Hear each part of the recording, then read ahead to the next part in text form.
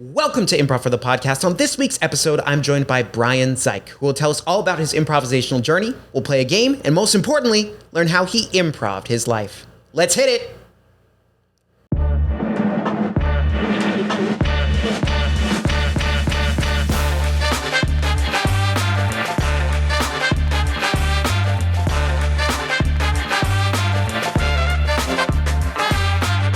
Welcome to Improv for the Podcast. I'm your host, Michael Lee Evans, and today I'm joined by the incredibly talented master of spice, sketch comedian, improviser, manager of products, the man with the mic, Brian Zaik.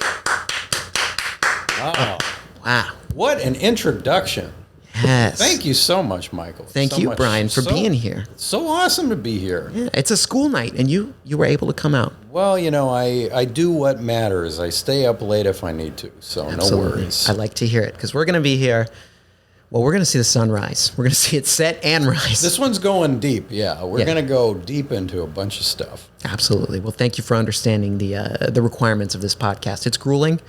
That's why we've been off the air for a while, because people couldn't handle it. Well, I am assuming that we're going to have a great show. So Yes, we are. We are. The wait's been worth it. Well, it's going to be a great show because, Brian, you're here. Wow. Yeah. I appreciate that. I wanted to say that this is the first podcast I have ever been on. Wow. So I have no idea how it's going to go, but it is a month of firsts. It's a month of first. Oh. Yeah, we did the first sketch show that First I've sketch ever show? been in. The first time I've performed improv in front of people as well. Oh, my gosh. And then the first podcast. So Okay, you're killing it. You have become a critical part of my life. So I just wanted to let you know. Wow. Well, I say thank you for being willing to take those risks, because it takes showing up to do all those things. Yeah, it does. We just concluded a sketch comedy show about 2 weeks ago, which Brian was in. He was fantastic. Wrote a hilarious sketch about, I'd call it a commentary on modern Hollywood. About some people I've met. About some people without he's any met names, yeah. who will not be named, or Well, time will tell. Time will tell. That's why we got the late night show, right? yeah. But it's just a hilarious sketch, on modern Hollywood. Really, the follies of producers and the movies that do get made for some reason. Oh yeah. Was a ton of fun. But before we get into everything too much, Brian, how do you know about this old place, IFTP? How'd you end up here? Mm-hmm. Well, so one other thing I wanted to announce is this is my 1-year anniversary with Oh my! IFTP. I didn't even get flowers. I forgot that. Well, you know, I was waiting. I'm not going to hold it against you. No, it's on my other calendar. Well, you know, if the time is right. Honey, I'm sorry. All right.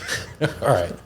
Let's simmer down there. So, first year at IFTP. Congratulations. So I started That's awesome. last September. Wow. And that was right as I was getting into improv. Okay. And a couple years ago, actually before the pandemic, I lived in San Francisco in the Bay Area. Yeah. And I did an improv class up there, just an introduction. And it was fun, but I still felt like there were certain things where I was just like, okay, well, this was a good time, but you know, I'll see when I want to go back into it. Yeah. And then, of course, something called COVID happened, and I was still interested in it, but everything went online. Yeah. And I felt like the whole like online aspect of improv was doing a disservice to it. Oh, absolutely. And so I just let it simmer for a little while. I moved to Los Angeles 2 years ago, and I was on a sabbatical, actually. So I moved from the Bay Area down to L.A., and I had gone to different improv shows around the LA area, and IFTP was one of the places I checked out just to explore. Oh. So I went to a show. I remember that Liam was in it, and of course yeah. Matt, and a whole bunch of other really talented, awesome people. And I loved the vibe with IFTP. As soon as I walked into the theater, I was just like, this place is awesome. And I wasn't really finding as much of that in the Bay Area. So I made a mental check note, and I was just like, okay, well, this is one of the places that I could do improv at in the future. Yeah. So I live in Long Beach, and I did an intro class right before IFTP last year in Long Beach. And it was a great school, but I was really interested in checking out this IFTP place. And so I reached out to Matt, and I was talking with him and decided to start classes in September of last year. And it has been an amazing year. There have been many challenges. Yeah. This is the first time that I've actually done a concerted improv period of time. Yeah, I mean, week over week. Yeah, and I was just like, I'm going to keep doing this. Like, even with the trials and tribulations, getting used to it. I don't have any theater background or anything before any of this. And I just knew that this was something that I wanted to do. And I have a whole lot of reasons for it, which I'm sure you're interested in. I am. So I'm going to pause you right there because that's a perfect little teaser. So before we get into the man, the mystery, the legend, Brian Zaik on the mic, we got to play a little three things. So three things here on the podcast. As I mentioned to you earlier, three things, but it's personal. So I've done a little bit of digging. I've seen your website. I've seen your Instagram. Yeah, I've seen the Google form that I asked you to fill out. So I've learned as much as one can looking over those websites. So with that said, we're going to play some three things. So I'll give you a category. right, I'll name let's do three it. things, then we'll move on to the next one. And then we're going to do three total categories. Everything's in threes here tonight. Perfect. I love the rule of threes. Yep. And I will make sure to answer as fast as I can. Absolutely. All right, here we go. These are three things. First category, types of spicy pepper. Cascabella. We've got One. Scotch bonnet. And Two. we've got habanero. Three, very nice, very nice. Next category, things you put in a bowl. Apples. One. Bananas. Two. And old toenails. Three, very nice. Last category, favorite Nintendo products or games. I see where you're coming from. All right. So, The Legend of Zelda. All of them. Oh, wow, okay. Pikmin. Two. And Pokemon. Three. These are three There you go, things. three All things. right. Ooh, okay. So we're gonna dive into each of those a little bit. Perfect. All right. So your peppers. I got to give it up for the habanero. It's a classic. Just a great pepper, great salsa, great hot sauce. And it can get very spicy. Yes. So it's not, I mean, we're not talking about ghost peppers or something that's in like the upper echelon, Yeah. but certainly habaneros are formidable Yeah. and they are lovely. They've got this great flavor to them, and Scotch bonnet are actually related to Right. habanero. Yeah. Yeah. So it's a great world of pepper. What was that first pepper you mentioned? Starts with a C. Cascabella. I'm So not familiar with that one. actually, if you go to, I believe, In-N-Out Burger, so the yellow peppers that they serve are Oh Cascabella. yeah. I got those yesterday. Yeah, and when I go to In-N-Out Burger, and they're not that spicy, but they still give you a zing. Yeah. And I ask for like 5 different containers of those peppers, and I just munch them in front of people while I'm waiting for my burger. Ah, that's a good plan. And of course, everybody looks at me and they're like, I mean, they thought that they liked them, but then they look at me and they're like, all right, That this guy guy's really likes a little crazy here. But they're lovely too. Great appetizer. Okay, good to know. Yeah, I always get them on my burger. Say chopped chilies, chopped chilies. Uh-huh. I didn't know what kind they were, so now I know.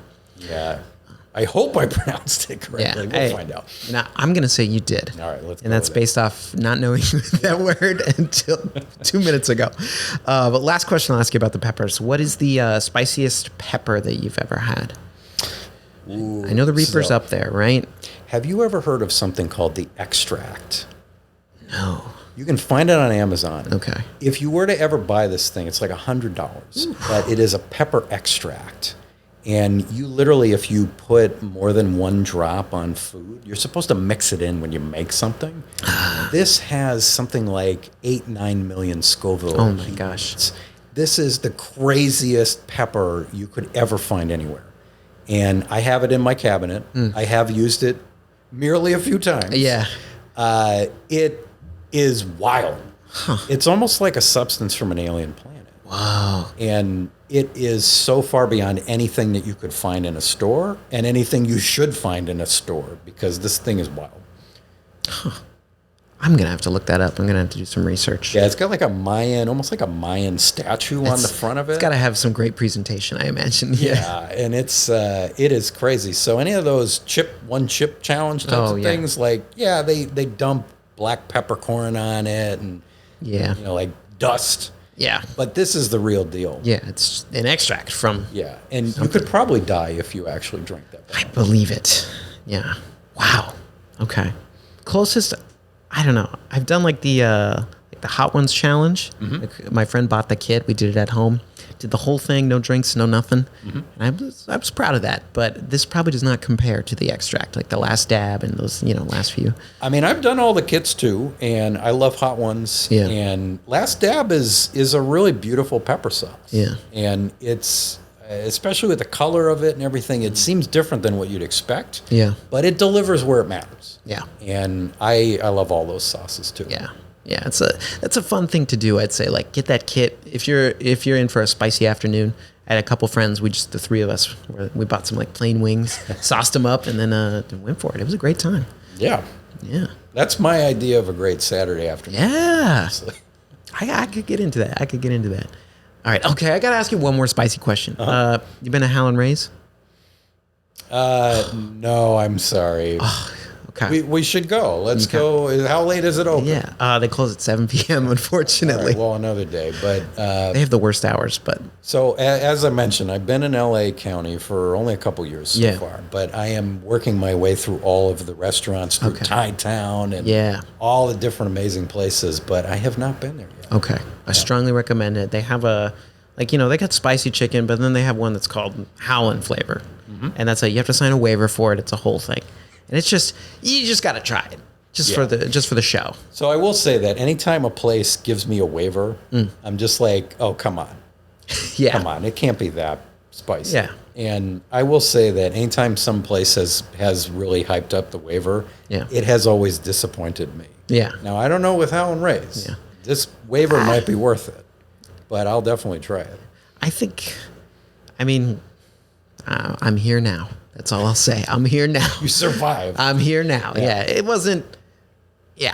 I don't know. It probably, if you've had the extract, I feel like that's king.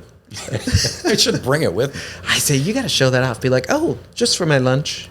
Yeah, this guy will be like, the guy behind the register will say, uh-oh, we got a hot shot on our hands. Whoa, here. bad boy. Bad boy. He better bring him another waiver. Yeah. All right.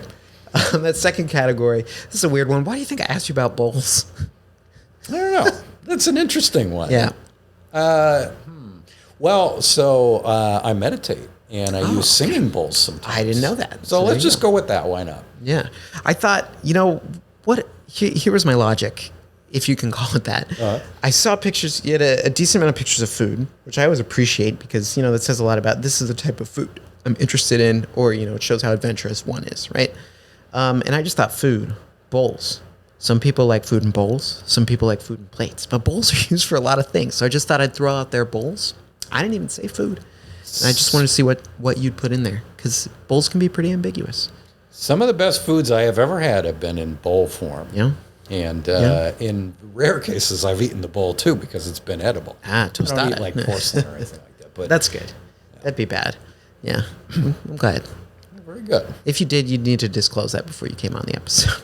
Yeah, I'd probably have more problems than that, honestly. Yeah, you would. Yeah. All right. Last category, Nintendo. Why do you think I asked you about Nintendo, Brian?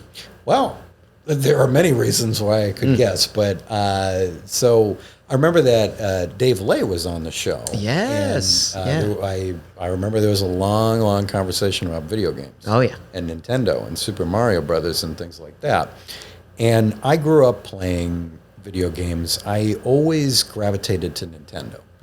And so I have played Nintendo since the NES and even Game & Watch, different consoles, things like that along the way. And I have honestly played the shit out of every Zelda game, including the obscure ones. Okay. Not the CDI ones, that's a little too nerdy for me. But I do really love Nintendo. I love their attention to detail. And I mentioned Pikmin. Yeah. And that was just from Shigeru Miyamoto just being in his garden and just being like, what if I had a game that was based in my garden with these little creatures? Yeah. And I think they're an amazing company. Yeah. I mean, I wholeheartedly agree and can relate to, like, if I look back on my life, like, growing up, playing video games, and every now and then as an adult, I'm like, yeah, Nintendo is just, I just kind of always end up back there. because they're always putting out something, and I'm like, I know it's gonna be fun. I can play it with my friends, like have people come over, whether it's Mario Party or Mario Kart or so many Wii Sports or anything like that. It's like nobody else is doing it.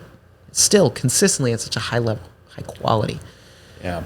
I will say, so I go on and off nowadays playing video games, but it's a fantastic release from any stress. Yeah. And so I still actively play games. Yeah. And lately, Astrobot on the PlayStation 5. Oh, yeah, I've heard about that. It's like a Nintendo game. I mean, they did an amazing job just creating like a Mario 3D platform. Yeah. So that one gives me hope that maybe more people are getting the Nintendo formula. Yeah, there's other studios out there. And I know that one is pretty innovative with what you can do with the controller, right? Because that's one of the big selling points of the PS5.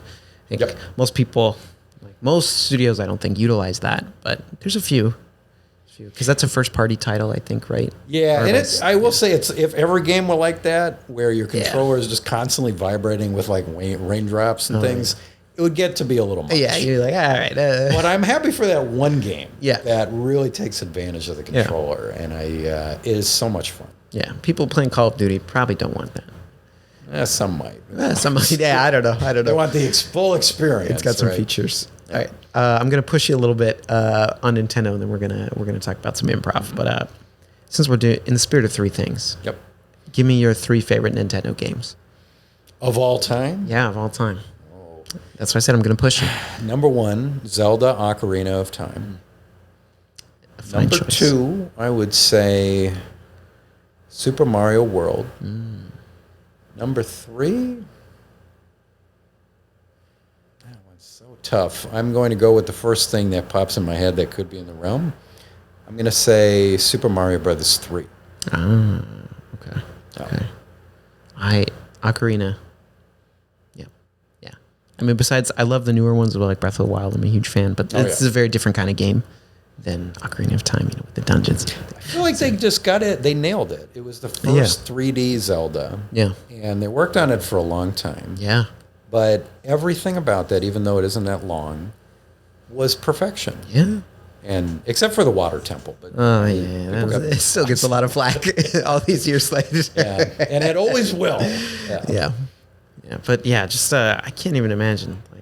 Just something like that was, I think, groundbreaking. Really, I mean, just the elements of the time travel, aging up and aging down, and playing songs to control time and storms and all these different mechanics.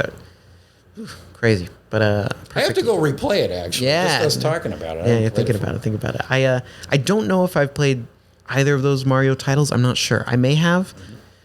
There's some in my younger years that I can't remember the names. I just know it was Mario. Yeah. I was playing, and it was. I think I had one on a Game Boy, Game Boy Color. Super Mario Land. Okay. Might have been that one. Okay. Legend of the. What was this? Like Rings, something like that. Rings or Stars. Yeah. Ring Stars, it's usually one of those it's in the realm with that Mario guy. Nintendo objects. Yeah, Rings, Stars. You're always after one of those things. Mm-hmm. Yeah. All right, very nice. All right, well, thank you for sharing your Nintendo knowledge a little bit. All right, so Brian, you teased it a little bit on improv. So I want to take it back, and I want you to think about the first time in your life that you maybe heard about, saw, accidentally typed.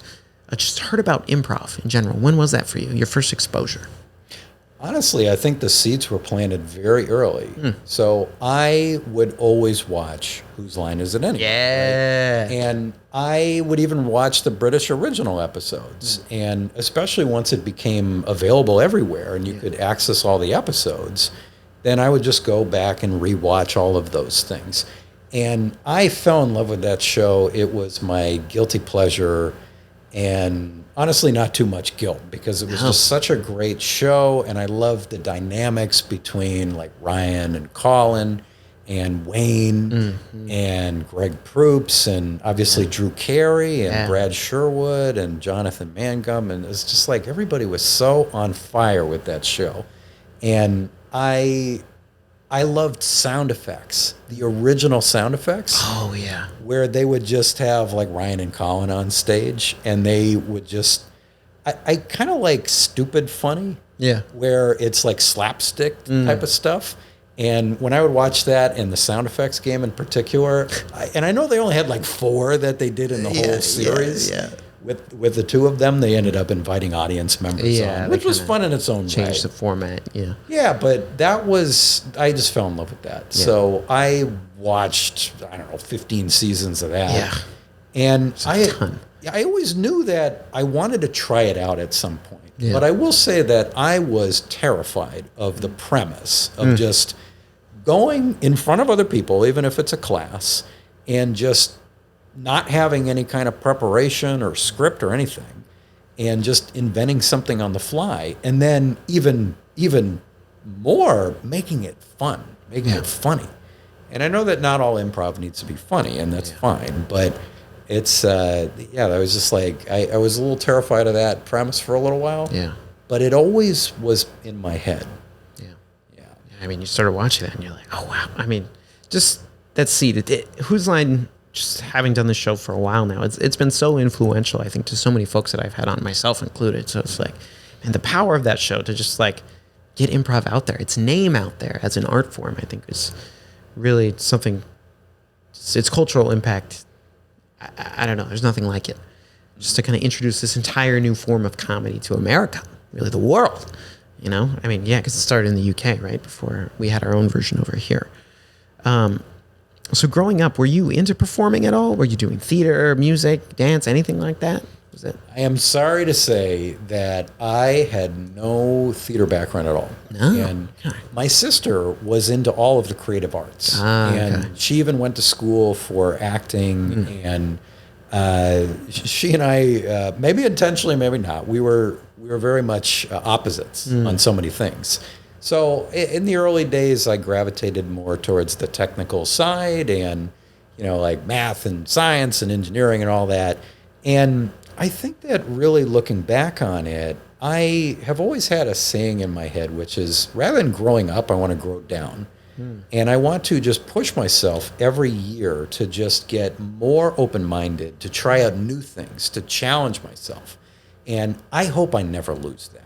Yeah. Because if I look at who I was growing up to who I am now, 9-day difference. I didn't even wear jeans when I was growing up. What? I would wear Dockers. Dockers? As a kid? Yeah, as a kid. That's for guys with office jobs. I know. And I think it's, I have some theories for where that came from. But that's the thing where it's just, I try to push myself and keep doing that. So going to performing arts and creative arts, it was a big part of why I moved to Los Angeles. Yeah. So I was in the Bay Area. I was working in tech. I still work in tech for my day job, but fortunately I have a little bit more work-life balance now, so I can do things on the side.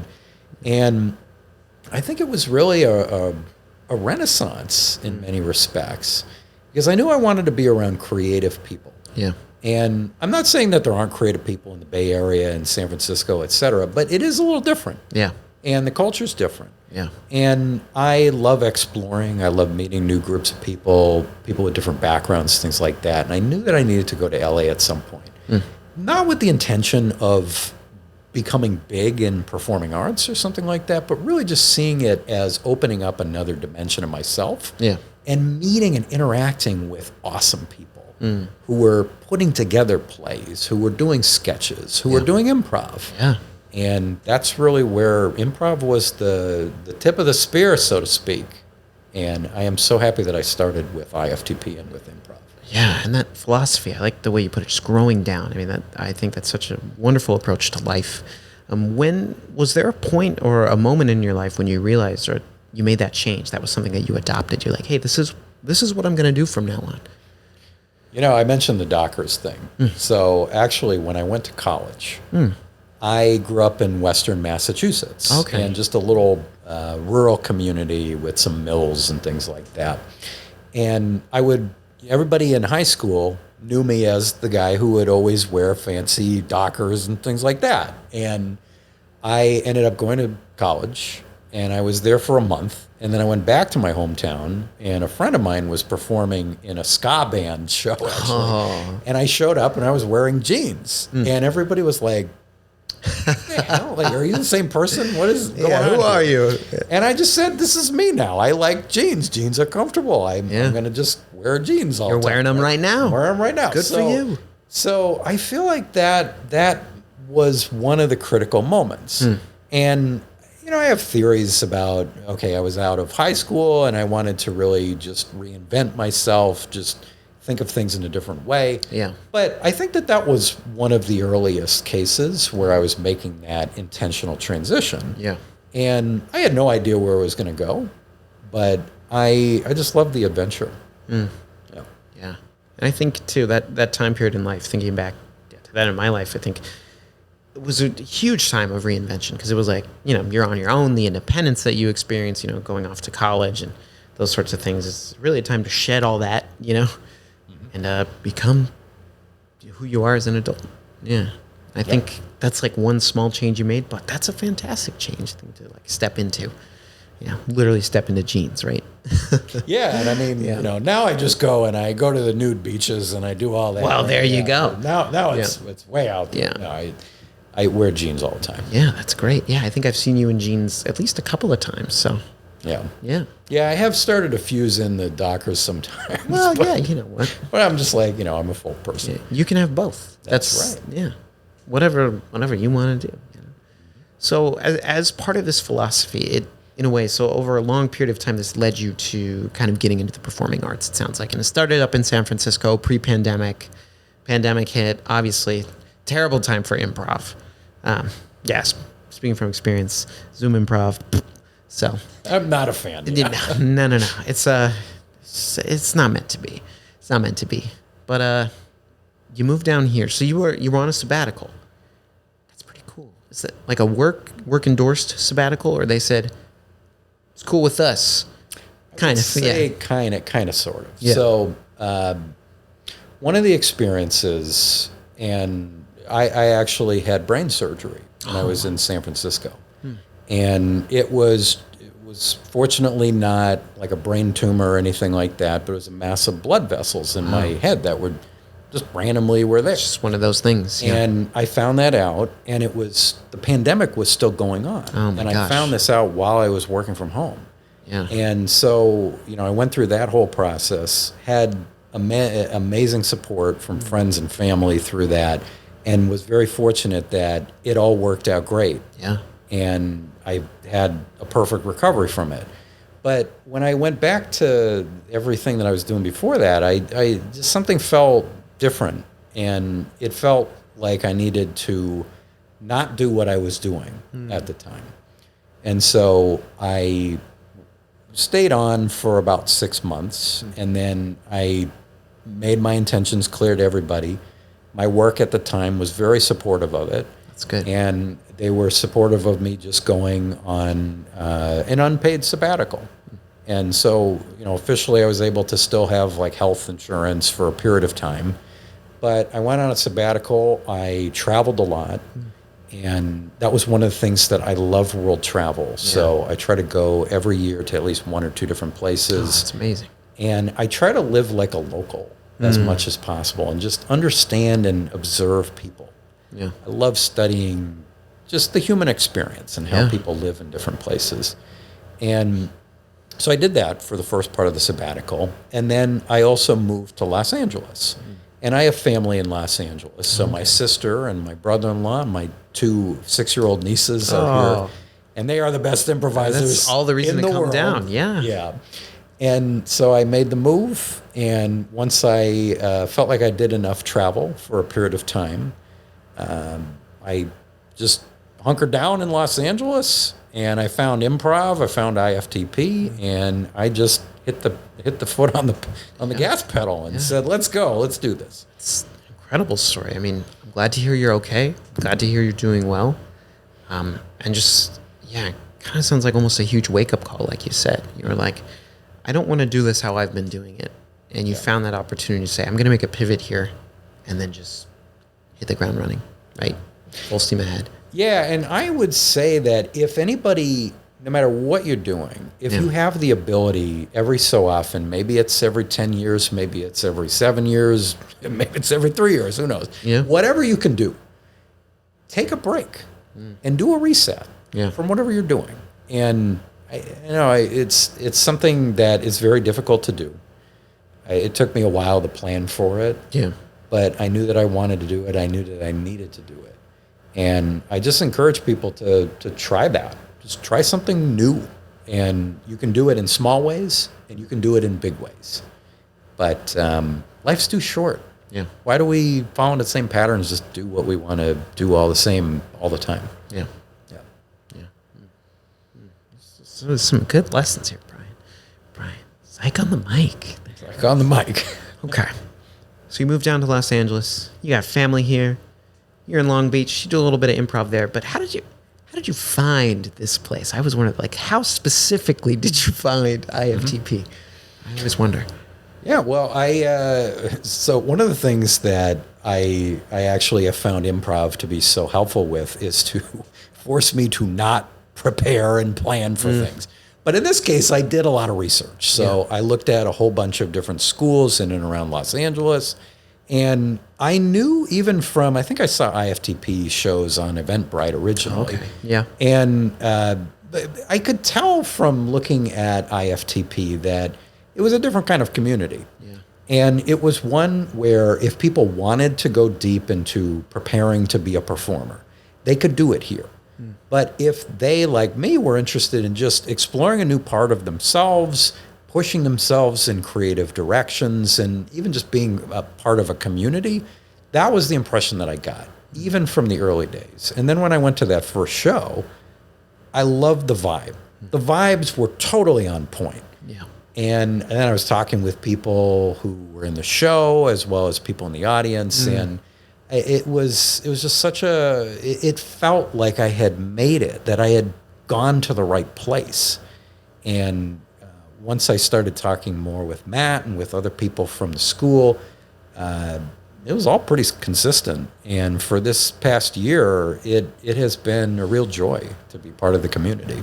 Yeah.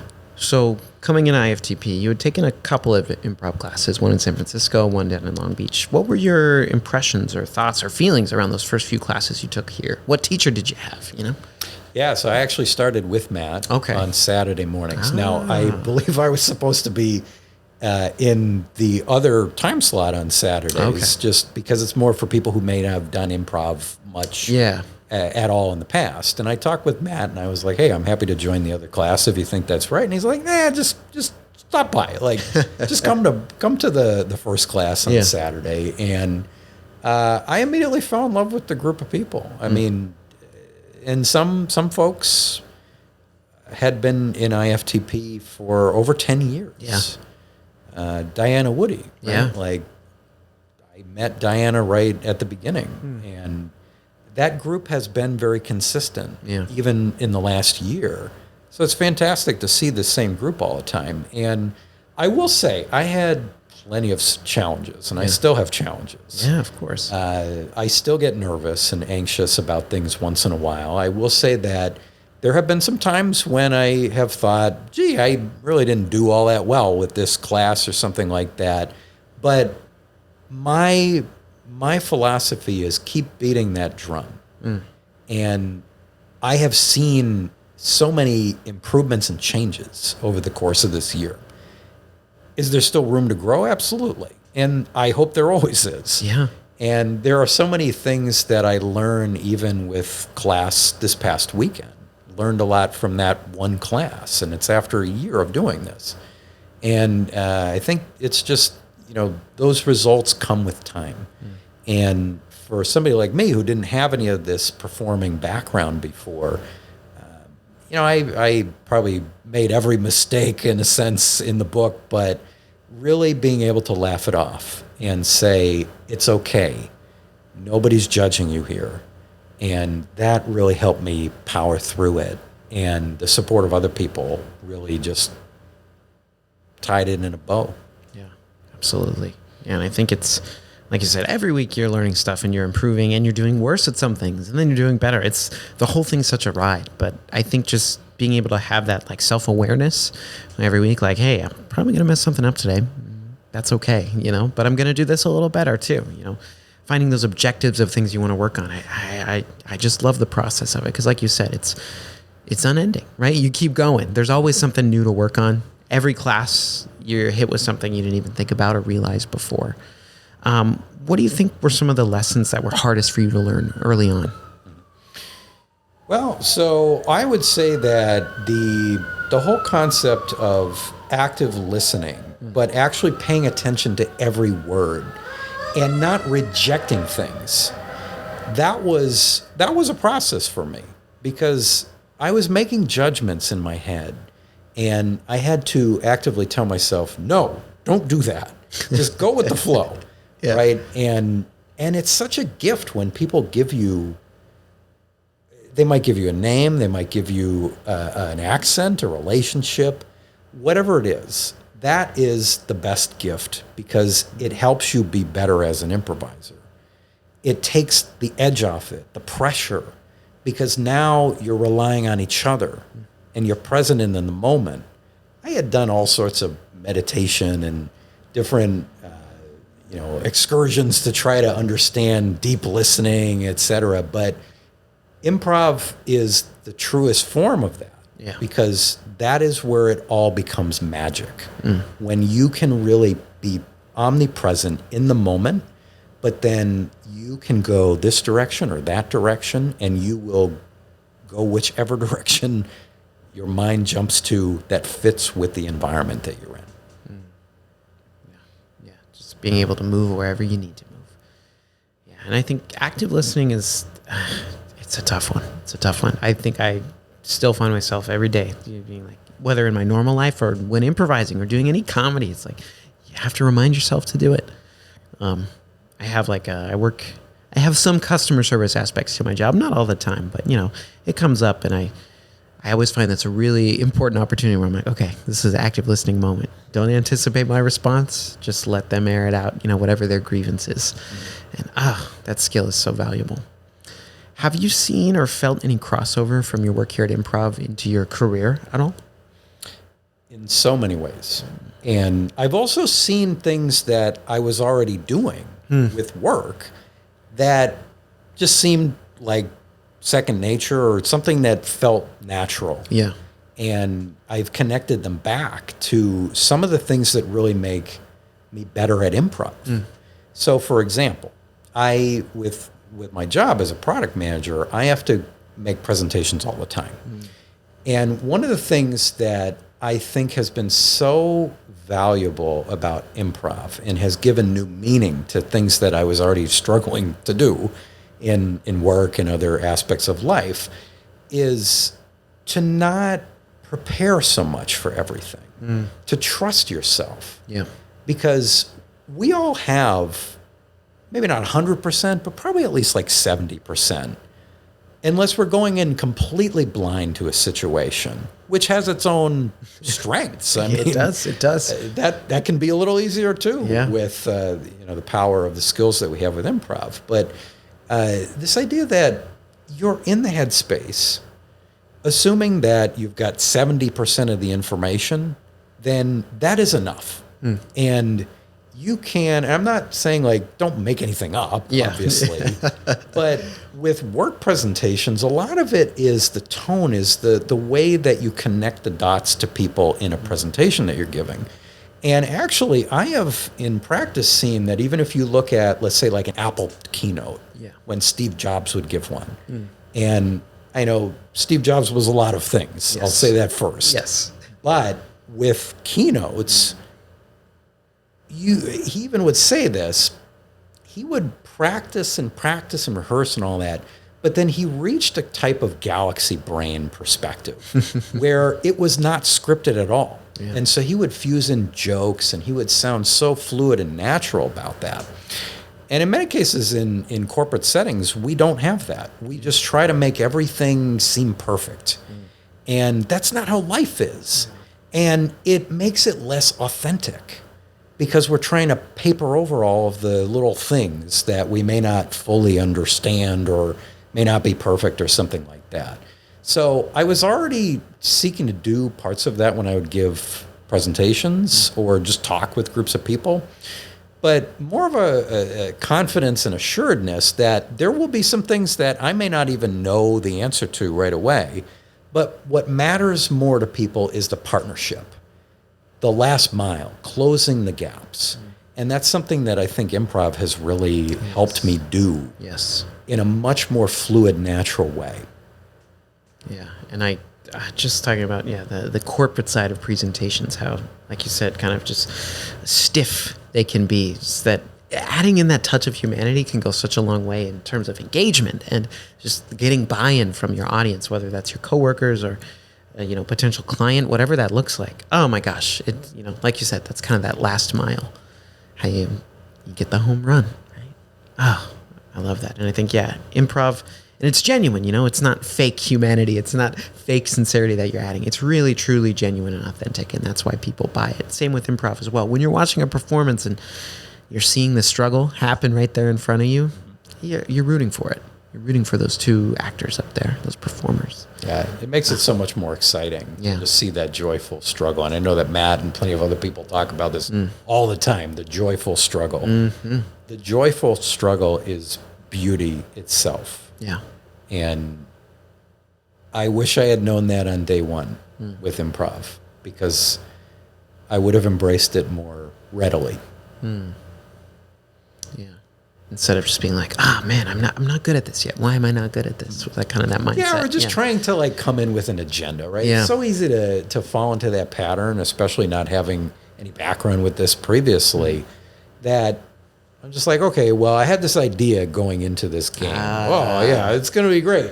And then every time I have come in with an agenda, it has fallen flat. And it is good that it falls flat. I'm happy it falls flat. It humanizes me. It makes me feel better. But it also has this group trust that you build together by just throwing out the agendas and just going with it. Yeah, whatever happens. Did you find it hard to adjust or hard to accept that failure at first? You're like, I'm supposed to fail. That's okay. Absolutely. Yeah. Yeah, and I will say that my background, especially if I look back to just being a kid, I had so many perfectionist qualities or desires, right? And it's been a process to break that down. And improv has been a huge tool and help in breaking through that. But yeah, it's really just, I think the preparation is for trying to get to an outcome that you think is the best outcome. But that also easily ignores all of the amazing people who are around you. And I've seen it so many times in business, in life in general, where everyone's viewpoint, and it sounds cliched, but diversity of thought and viewpoints is so critical, and it makes such a better outcome. And it's not something that we can prepare for, because we're not all some hive mind that knows exactly how everybody's going to respond to this or that. Not at all. And thank God we're not, because that would be so boring. Yeah, the unpredictability is entertaining. Absolutely. Yeah. I think a trend I've noticed in your thinking, I think, talking about your international travel experiences, just observing the humanity, the life of a local, thinking about the improv, I think you just have this great ability to appreciate humanity for all its, the differences that we find, the nuances of people in every possible area. And I think you mentioned the value of different voices. And I think in my mind, there are two ways to experience that. Not the only two ways, but arts and culture are huge ways to experience, voices different than oneself, right? Arts gives you exposure. Travel gives you exposure, right? I think of myself, I'd never been out of the country until this past summer. And I had, my wife and I went on this really cool trip. We went to a few different countries, and I was like, my mind was blown. It's still blown. That's great. And I was like, I'm so thankful I got to do this, because I've just been in America my whole life, It was really, really fascinating just to get out there. And arts is the same way. I mean, the people I've met through art, performing arts, going to museums, visual arts, just expanding, one's own horizons. Right? That makes me think of your growing down too. Just everything about it. Yeah.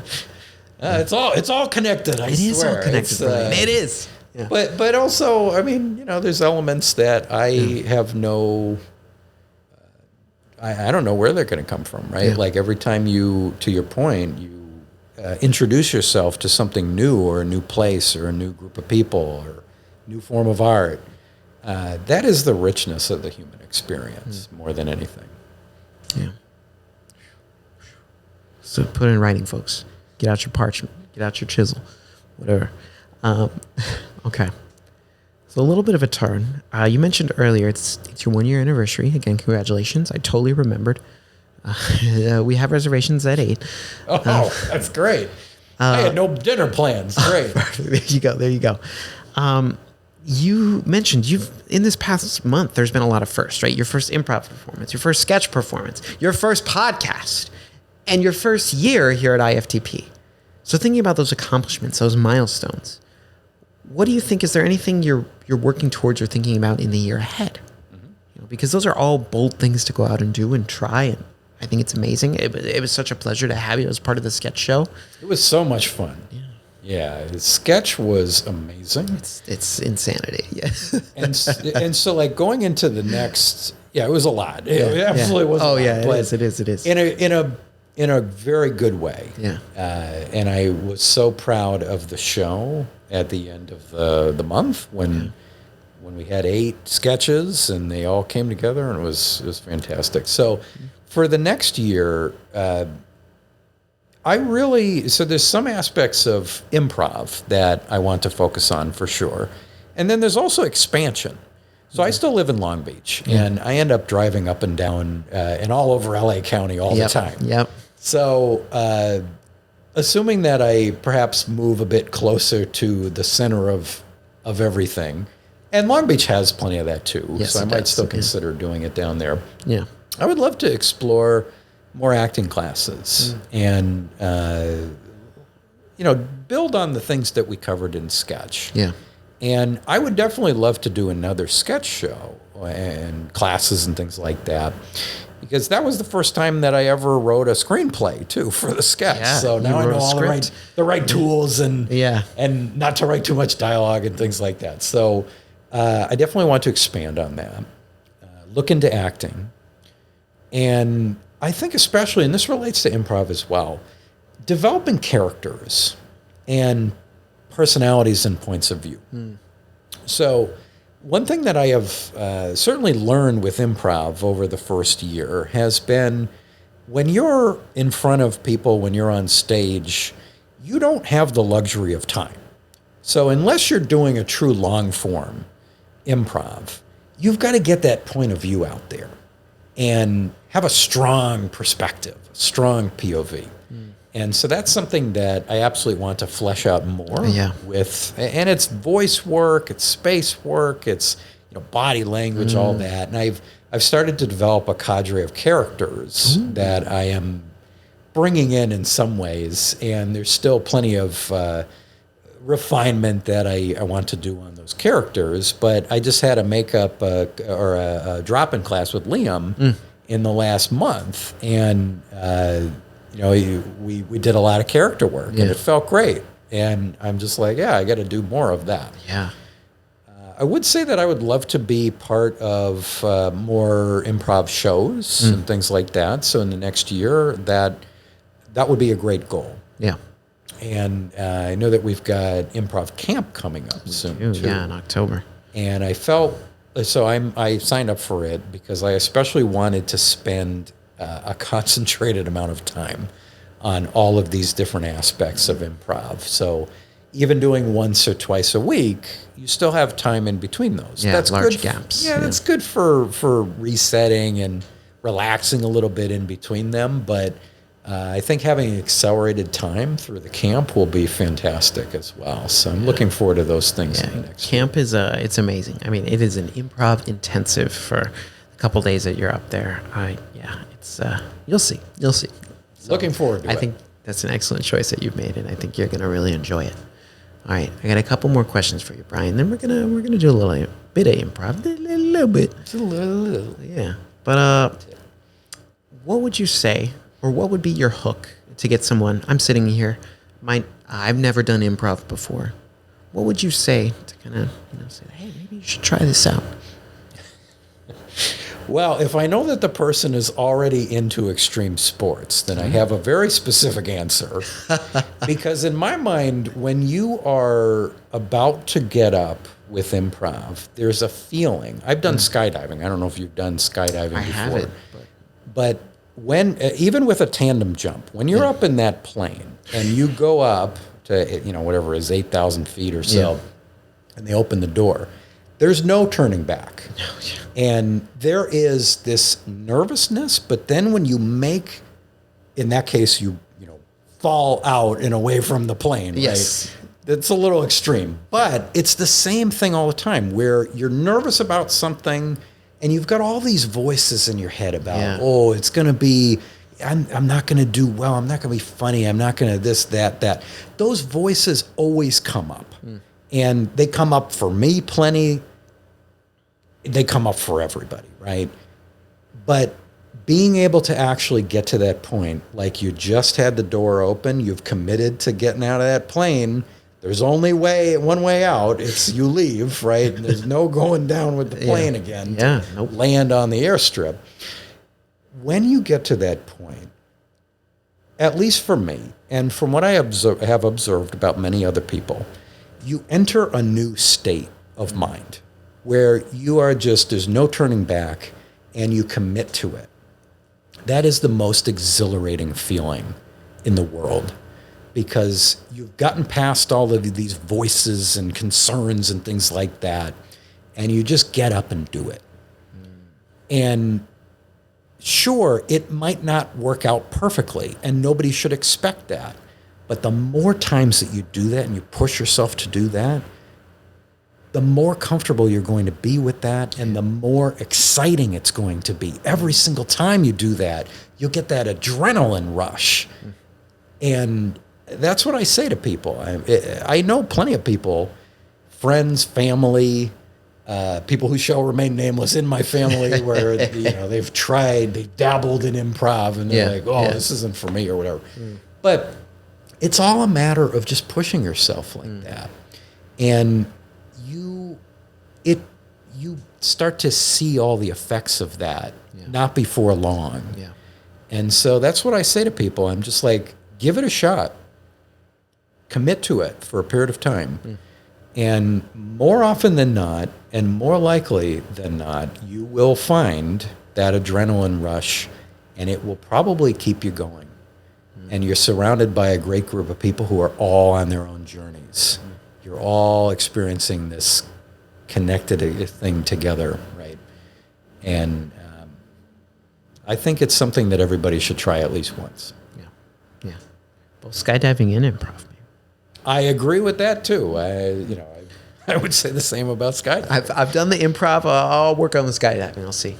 All in time. Yeah, all in time. That one, you know what? I should probably try it. Yeah. All right. My last question for you, Brian, and maybe you've already answered this, but it won't hurt to recap a little bit. But what would you say has been the impact of improv on your life? I tie it back to that confidence of not having to prepare for as much in life. Yeah. There are some things that you should absolutely prepare for. I'm not saying don't prepare. Yeah. But with so many aspects of life, we build ourselves into these little boxes. And we always have reasons why we need to prepare, why we need to stress out about things and this and that, right? But improv is an ego destroyer more than anything, right? You've got ideas. It's like the Joker in The Dark Knight, right? Yeah. Like you had plans, but improv forces you to throw all those plans out the window. And that is the most liberating thing in the world, especially if you embrace it. And I think that it transcends so many aspects of life. Yeah. It's therapeutic, but it also gives you more comfort and enjoyment of life beyond improv, in my opinion. Yeah. And it goes to so many aspects of life. Well said, Brian. Well said, Brian Zaik with the mic. All right. So we've been talking about improv. Are you ready to do some improv, Brian? Yeah, let's do it. All right, let's do some improv. Grab your Scotch bonnet. Grab your Cascanellas. Oh, I thought you got some scotch. I was like, that's another of my passions. You know, we haven't tried that here on the podcast. I don't know that we will. We haven't factored in alcohol because it's a school night. Summer series. Oh, summer Next series. summer, You're right. yeah. That's true. We have until the 21st, right? That's when summer ends and it switches to fall. So we've got until we've got a week or so. Anyway, with that said, tonight the improv game we're going to be playing. I think this will work. So the game that we're going to play is called Missed It by That Much. And how this game is going to work is that, Brian, you filled out a little form for me before you came in here today. You told me about some of your favorite movies, television shows, books, even. And what we're going to do tonight is that I've chosen one of those favorites that you listed. And we're going to do our best to reenact a scene, a part of it. The problem is, I missed it. I haven't seen it, or read it, or watched it. But we're going to work on this together. So the selection I made from your list, I believe it's a book, The Little Prince. I think it's a book. It is a book, yeah. It is a book. I'm not familiar with this this piece of literature. But Brian and I tonight, we're going to perform a scene from The Little Prince to the best of our ability. And you know what? We're just going to do it, and I'll black us out when we're done. And Brian, I'm going to give you a tough challenge. Because you're very familiar with the source material, right? I see the confidence in your eyes. Yeah, I haven't read it in years. This will be a lot of fun. Oh, even better. You're going to give us the first line. So anything else you need? You feel good with that?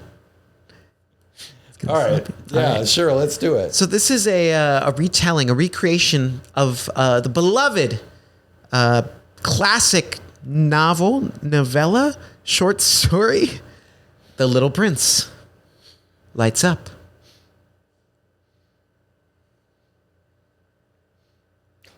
Oi, what you got there, Sonny? Oi, I've got something here in my hand. I better show it to ya. Oh, what you got? Oh. Look, it's a little Prince Harry. A little prince. Oh, let Hold him. Gentle, gentle, gentle. Oh, wow, isn't she cute as a bonnet? Oh, cute as a button. Cute as a button. Little Prince Harry. Okay, well, got a little bit of, got a little feather here. Oh, little feather. No, don't do that. Don't. It fits right in my bonnet. Oh, it's a lovely feather. What a lovely, lovely day this is. Well, my dear boy. Yes, Cornelius. Sassafras. My dear Sassafras. Yes. I must ask you, what have you had for dinner tonight? Well, yes, you see, I finished making my model of the Little Prince. As you know, I make models of all the townsfolk, little tiny figurines. So after I finished my Little Prince, I just had some old bread from the bakery down the street. I wasn't feeling too hungry after finishing my models. My figurines. Just a little piece of bread. Just a little bread. I had to share with the figurines, of course, the little townsfolk. Yes. Oh, look at you. You have a diorama of the townsfolk. Yes, Cornelius, I do. I've got to tell you something. Yeah. It's not quite ready yet, but I've been working on your house. My house? Yes, your house, Cornelius. All right, I'll show you. It's not finished, but... Well... You've recreated the breakfast nook. Yes, the nook. I love the nook. The times you've invited me to dine. I thought, this whole diorama is a passion project. And so I quite love to create the town, and, I love living here. But your house, most of all, is my favorite place. And that breakfast nook, some of my most fondest memories. Oh, I just remember the smell of fresh strawberries. Oh, and the sunlight streaming through the window. Through the bay window. Ah, yes. Oh, yes, Cornelius. Just smell the summer breeze. Yes. Yes, strawberries on the wind and a nice cup of tea. Ah, yes, just a spot of tea. A spot of tea. Oh, Cornelius and Sassafras. Ha! Those two friends could not be stopped. The rapscallion. Rip-rap. Sassafras, I must tell you. Oh, you have made me feel like I am but a wee lass like you. A wee lass. Yes. Oh, you remind me of my younger days. I am glad you can live your youth through my escapades. Oh, yes. Well, we'll just have to go on a new escapade. We'll have to invent our own escapades, our fantasies. Yes, of course. I'll tell you something. Yes, do tell. I've got a dark secret. A dark secret? Yes! Sassafras with a dark secret. Yes, Cornelius. I did not make this table just for my amusement. There is a power here, you see. And he, or she, whomever controls this table, can control the ongoing goings of the town. I think we can control the future of the village. Yes, Cornelius. Are you willing to secretly rule this town of Brookfordshire with me? We will rule behind the curtains, and we will, Yes. we will manipulate their lives, but in a good way. Yes, of course, in a good way. Nothing but the best. For, see this little prince figurine here? He who rules the town, right? Yes, we have your house here. We have the town square. The town square. And they will never know the deception under the surface of the village. Yes, Cornelius. You're beginning to see. What could be possible. A whole town under our thumbs. It makes me hot just thinking about it. Yes. Yes, Cornelius, I am also bothered. Bothered by the premise of the future. Yes, that is the way. Blackout! I'm going to apologize to everybody who has ever read the What do you mean? That was like a Netflix adaptation. It was perfect. Yeah, we'll come up with something else called. Did we get one detail right? Oh, it's been so long since I read that. Any Cornelius and or Sassafras in the original text in the toe? I'll let you know next week. Okay, Yeah. all right. I need you to go home and do some review. Yeah. All right, Brian. Well, thank you so much for playing. Before we conclude our episode this evening, any final words you want to leave us with? Just say, life is too short. If you're worried about something, if you've gone to improv class once or thought about it or something like that, or any type of performing arts, take it from me. I never did any of this stuff before this.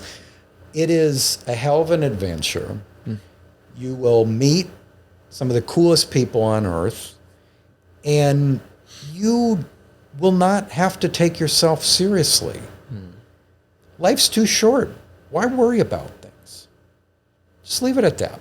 Give it a shot. Give it a shot. Yeah. Give it a shot. The words of Brian Zaik on the mic. Well, Thank you so much for Brian for joining us this evening on Improv for the Podcast. As always, you can listen to us anywhere that podcasts can be found, whether that's Amazon, an RSS feed, or any other service in between. As always, thank you for listening, and we'll see you next time. Improv for the Podcast was created by Matt Moore and Michael Lee Evans, edited and produced by Michael Lee Evans, and finally presented by Improv for the People. Interested in more IFTP? You can visit us at improvforthepeople.com or on our socials, such as Instagram, TikTok, Twitter, and YouTube. Remember, new episodes are released weekly. Thank you for listening. We'll see you next time.